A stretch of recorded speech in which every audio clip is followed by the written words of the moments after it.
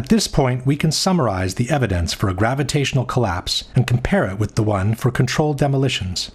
The official explanation for the initial collapse, or sagging trusses theory, is fundamentally flawed for at least 3 reasons. There is no evidence that the fireproofing was widely dislodged from the steel trusses, no evidence for temperatures high enough to seriously weaken the steel, and no valid explanation on how the trusses could have pulled and broken the external structure on their own.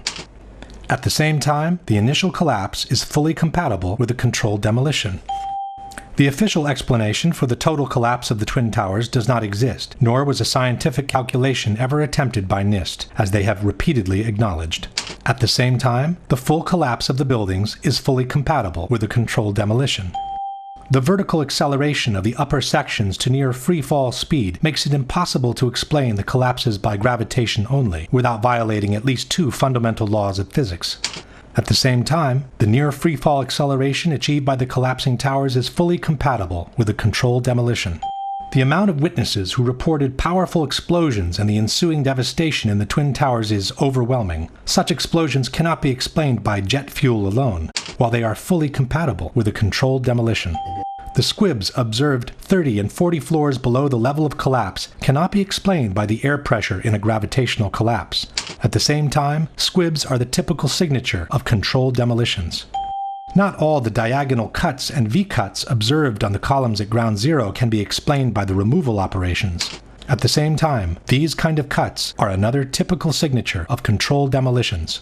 The large area of debris around the towers, with the lateral ejection of elements weighing several tons, cannot be explained by a gravitational collapse.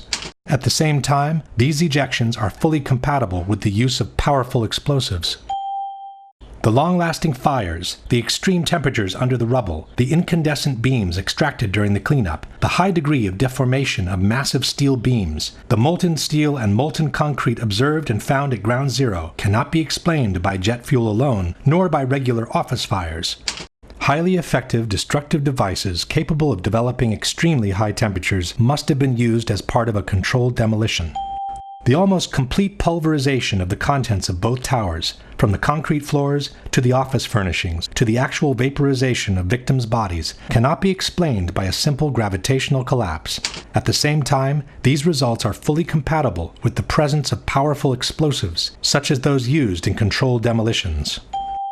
Unless a comprehensive, scientifically sound explanation for all the phenomena observed is presented, the only conclusion available is that the Twin Towers were brought down by some form of controlled demolition.